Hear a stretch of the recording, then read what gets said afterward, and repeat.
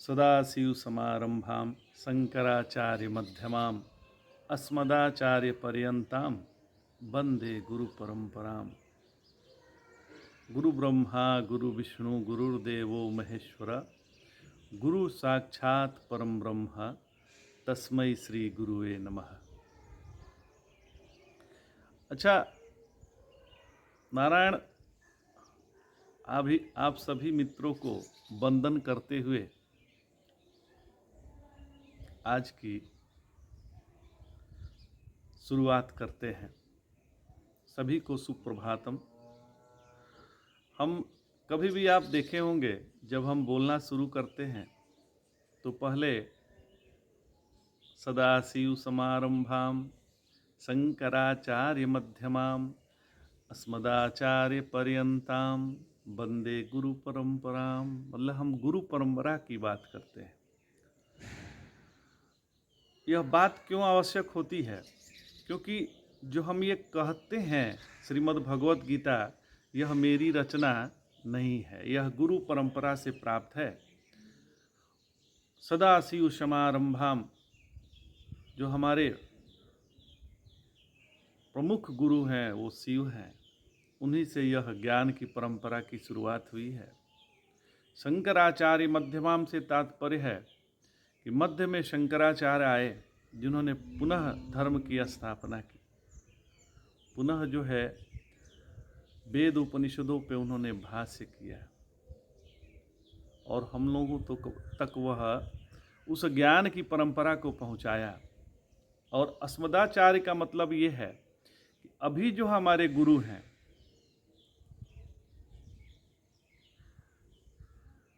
उनसे ही हमें ये ज्ञान मिला है। मतलब अस्मदाचार्य पर्यंताम वंदे गुरु परंपराम, ये गुरु परंपरा से प्राप्त है। यह ज्ञान कोई मेरा नहीं है, यह मेरा खोजा हुआ नहीं है, यह परंपरा से ज्ञान प्राप्त है। इसलिए यह बिकाऊ नहीं है, इसको बेचा नहीं जा सकता। यह ज्ञान की परंपरा कोई बिकाऊ नहीं है। दूसरी बात हम कहते हैं गुरु ब्रह्मा गुरु विष्णु गुरुर्देवो महेश्वर गुरु साक्षात परम ब्रह्म तस्मै श्री गुरुवे नमः। आप देखते होंगे कि जब भी हम श्रीमद् भगवत गीता स्टार्ट करते हैं यह जरूर बोलते हैं। तो इसका कारण क्या है? तो गुरु ही ब्रह्मा के रूप में आता है। तो ब्रह्मा का क्या काम है? ब्रह्मा का काम ये है, यह सृष्टि का निर्माण ब्रह्मा का कार्य है। तो गुरु ब्रह्मा कहने का मतलब ये है कि आप में उस जिज्ञासा को उत्पन्न किया। मतलब किस जिज्ञासा का? तो ज्ञान की जिज्ञासा का उत्पन्न करना, सृष्टि करना, यह गुरु का कार्य है। तो गुरु ही ब्रह्मा के रूप में हमें संसार में मिलते हैं। गुरु विष्णु और गुरु ही अपने वाक्यों से हमारी रक्षा करते हैं। गुरुर्देवो महेश्वर, और गुरु ही हमें संकटों से रक्षा करते हैं, संकटों से रक्षा करने वाले हैं। मतलब ये है कि जो गुरु हमारे मन में एक ज्ञान का बीज बोए, उस ज्ञान की परंपरा का निर्वहन मतलब विष्णु के रूप में गुरु ही कर रहे हैं। और जो उस ज्ञान को ज्ञान पे जो संकट आ रहा है, जैसे निर्माण मोहा जित संग दोषा अध्यात्म नित्याह, ये सब जो है गुरु चाहते हैं कि हमें हमारा शिष्य जो है मोह माया से बचे। तो मोह और माया राग द्वेष का संहार शंकर के रूप में करते हैं। इसलिए गुरु ही शिव के रूप में हमारे जीवन में आते हैं। यह राग द्वेष हमारे संकट हैं, इस संकट से बचाता है वह शिव है। तो कहने का तात्पर्य यह है कि गुरु ही ब्रह्मा के रूप में आता है, गुरु ही विष्णु के रूप में हमारी रक्षा करता है, और गुरु ही शंकर के रूप में भी हमारी रक्षा करता है। तो गुरु ब्रह्मा गुरु विष्णु गुरुर्देवो महेश्वर गुरु साक्षात परम ब्रह्म, अच्छा, वो गुरु कोई दूसरा नहीं, अखंड मंडलाकारम, वही चराचर जगत में वही प्रकाशित हो रहा है। तस्मै श्री गुरुवे नमः। मैं इस रूप में गुरु को माना हूं, मतलब गुरु अपने से अन्य नहीं है। गुरु जो है तत्व है, गुरु कोई देह नहीं है। हम यदि गुरु को देह रूप में खोजेंगे तो हमको धर्म के दलाल से पाला पड़ जाएगा। गुरु कोई देह नहीं है, गुरु परम तत्व है और वह स्वयं से भिन्न नहीं है। इसको समझना अत्यंत आवश्यक है। अच्छा, हम चर्चा कर रहे थे पिछले में गीता के 15वें अध्याय का, हमने 5वां श्लोक लिया था। उसमें हम लोग निर्माण मोहा और जितसंग दोषा के और तीसरा अध्यात्म नित्या पर विचार कर लिए थे। जो 5 शब्द इस श्लोक में भगवान ने कहा है, तो फिर एक बार हम लोग इस श्लोक को पढ़ लेते हैं, क्योंकि भाई बार बार श्लोक को पढ़ने से वह कंठस्थ हो जाता है। तो आप भी संग में दूर आइए। निर्माण मोहा जित संग दोषा अध्यात्म नित्या विनिवृत्त कामाः द्वन्द्वैर्विमुक्ताः सुख दुःख संगे गच्छन्त्यमूढ़ाः पदमव्यतत। इसको बहुत सुंदर से भाष्य शंकराचार्य ने किया है। आदि गुरु शंकराचार्य ने इसका बहुत सुंदर भाष्य किया है। आप लोग कोई भी गीता का भाष्य पढ़िए, लेकिन शांकर भाष्य से बढ़कर कोई भी भाष्य अभी तक नहीं आया है। हालांकि भाष्य तो बहुत हुए हैं, हजारों की संख्या में भाष्य हुए हैं, और जो भी गीता का जिज्ञासु है वो भी एक अपना भाष्य लिख देता है, तो हो सकता है लाखों करोड़ों भाष्य हों, लेकिन असली जो भाष्य है शांकर भाष्य है। जो भी अच्छे ज्ञानी हैं, जो भी अच्छे सन्यासी हैं, वो शांकर भाष्य को ही मानते हैं, क्योंकि जो शांकर भाष्य में है वो किसी भी भाष्य में नहीं है। तो इस श्लोक का भगवान शंकराचार्य ने क्या वो किया है, संस्कृत में एक बार पढ़ लेते हैं। निर्माण मोहा मानस्य मोहस्य मान मोहो तो निर्गते येभ्यः ते निर्माण मोहाः मान मोहा वर्जिताः। तो ये जो मोह है वह क्या है? तो मोह यही है। सबसे पहला तो मोह यह है महाराज कि हम अपने को यह देह मानते हैं, हम अपने को यह या जीव मानते हैं कि हम एक जीव हैं। दूसरी बात यह है कि हम ये मानते हैं कि ये हमारे पिता हैं, ये हमारे पुत्र हैं। तो हम इस मोह में पड़े रहते हैं, जबकि यह देह ही अपना नहीं है। यह देह को जब हम अपना मानते हैं तो देह क्या आपकी बात मानता है? नहीं मानता है। फिर भी हम उससे मोह किए हुए रहते हैं। अच्छा, कोई जब काम करेंगे, ध्यान दीजिएगा, ये मोह का निर्माण कैसे होता है, इस पे हम सूक्ष्मता से विचार करेंगे। यह कोई भी हम जो कार्य में प्रवृत्त होते हैं, तो वो कार्य का 2 ही परिणाम निकलता है। या तो वह कार्य सफल होता है या वह असफल होता है। आप कोई भी कार्य करते हैं, या तो वह कार्य सफल होता है और या तो कार्य वो असफल होता है। तो जो कार्य सफल होता है उसमें तो हम खूब खुश हो जाते हैं। क्या बात है, क्या बात है, बहुत सुंदर, मतलब सुख हो गया। और जब कार्य असफल होता है तो हम दुखित हो जाते हैं। जब हम सुखित होते हैं तो मान व अभिमान बढ़ता है कि "ऐ, हमारे जैसा कौन है"। और जब हम दुखित होते हैं तो मोह निर्माण होता है। ओहो, ऐसा हो गया। मतलब दोनों तरफ से ही गड़बड़ है। तो कार्य कैसा करना चाहिए? तो हमारे श्री गुरुदेव भगवान कहते हैं कि कार्य ऐसा करना चाहिए कि यह हमारी जरूरत है, उससे जो भी रिजल्ट मिले। कार्य का कर्तृत्वाभिमान तभी नहीं आएगा जब हम ये समझेंगे कि यह हमारी जरूरत है। कार्य को अपनी जरूरत समझ के करेंगे तो हमारे कर्तृत्वाभिमान का निर्माण नहीं होगा। कर्तृत्वाभिमान ही जीवन में मोह के रूप में प्रकट होता है। यह मेरा तेरा यह मोह ही है। तो निर्माण मोहा, ये मोह करने वाले परमात्मा को प्राप्त नहीं होते हैं। निर्माण मोहा जित संग दोषा। अच्छा, हम लोग अध्यात्म नित्या तक अध्ययन कर लिए थे।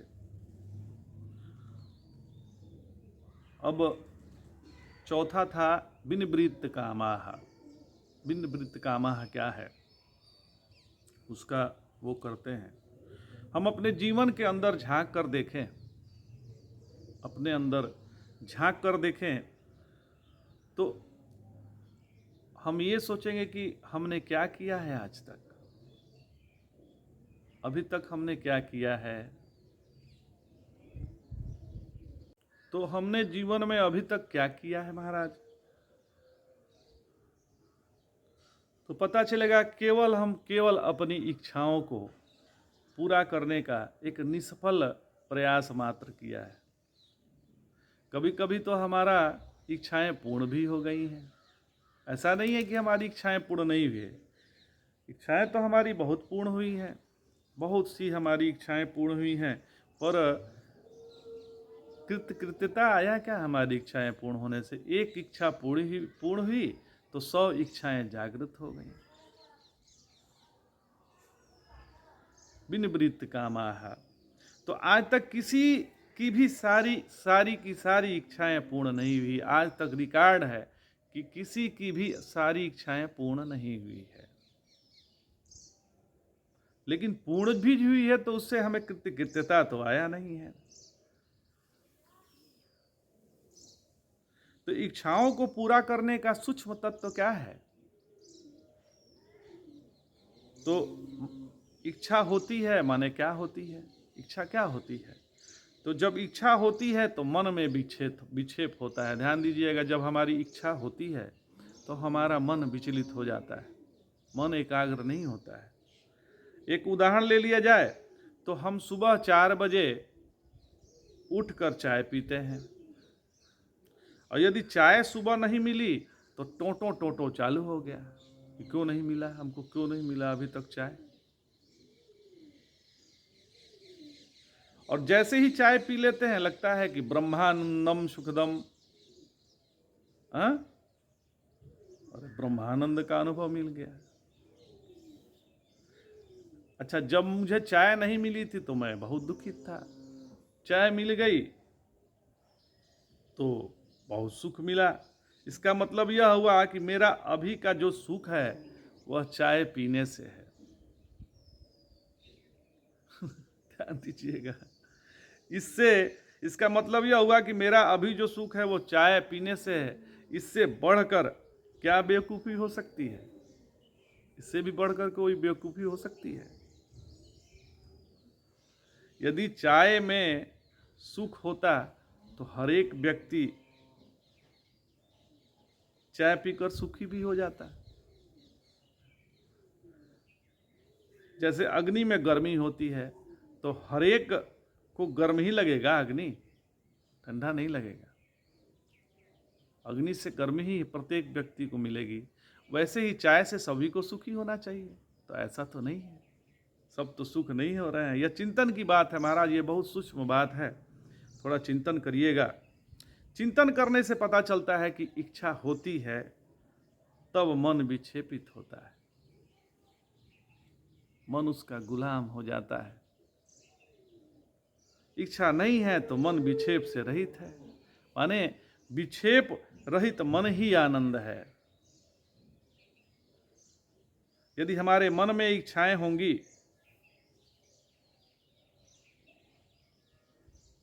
तो हमारा मन विक्षेपित होगा, और यदि मन में हमारी इच्छा नहीं है तो मन भी विक्षेपित नहीं है, मन तो आनंद में है।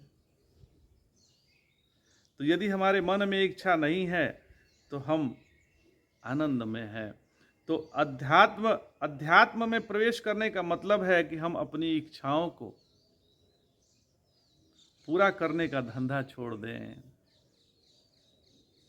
विनिवृत्त कामाः, जो हमारी कामनाएं ज़्यादा जो रहती हैं उसको हम त्याग दें। जितनी भी उपासना है वे सभी का सभी अपनी इच्छाओं को पूरी करने के लिए है। जितनी भी अभी तक उपासनाएं बनी हैं सभी अपनी, जो संकल्प लेते हैं तो बोलते हैं कि हमको ये इच्छा है, हे भगवान हमको ये करा दीजिए, तब वो पूजा करते हैं। मतलब जितनी भी उपासना है हमारी इच्छा को पूर्ति के लिए है। हमें क्या करना है? जो इच्छा है वह अध्यात्म में जाने नहीं देता, तो हमें क्या करना है? तो इच्छा के परे जाना है। विनिवृत्ति कामना का त्याग अर्थ यही है कि फिर सुख दुख रूपी द्वंद्व परेशान नहीं करेंगे। इस द्वंद्व से मुक्त हो जाएं जो सुख दुख से जुड़ा हुआ है, इस द्वंद्व से हम दूर हों तो हम जाके हमारे अंदर विनिवृत्त कामाः होगा।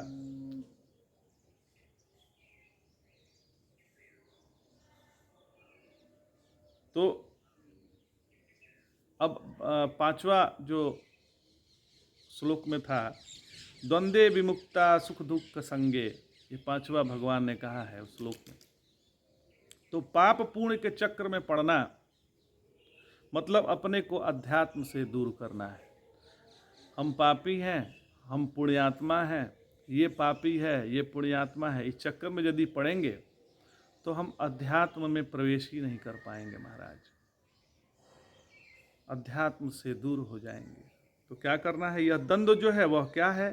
तो द्वौ इति द्वंद्वः, झगड़ा का संसार है महाराज। पहला द्वंद्व है पाप पुण्य, दूसरा द्वंद्व है राग द्वेष, और तीसरा द्वंद्व है सुख और दुख। यह द्वंद्वों से मुक्त होना है। द्वंद्वे विमुक्ताः, कौन कौन द्वंद्व है? तो पाप पुण्य, दूसरा सुख दुख, तीसरा राग द्वेष। इससे हमें विमुक्त होना है। तो अब यदि मान ले कि कोई गलती से कोई पैर के नीचे दबकर चींटी ही मर जाए तो इसका मतलब यह नहीं कि हम 12 वर्ष तक अपना प्रायश्चित करने लग जाएं कि बड़ा गलती हो गया, ये तो आपने मारा नहीं, अपने से लग गया। यदि हमारे जीवन में दुख का कोई कारण आता है तो भगवान का नाम लेकर उसका निवारण हम कर लें तो हमारी भक्ति भी की निष्ठा पक्की हो जाएगी, नाम का स्मरण भी हो जाएगा और भक्ति की निष्ठा पक्की हो जाएगी। इसी तरह यदि समाधि लगाकर इसका निवारण कर ले तो हमारी योग निष्ठा पक्की हो जाएगी।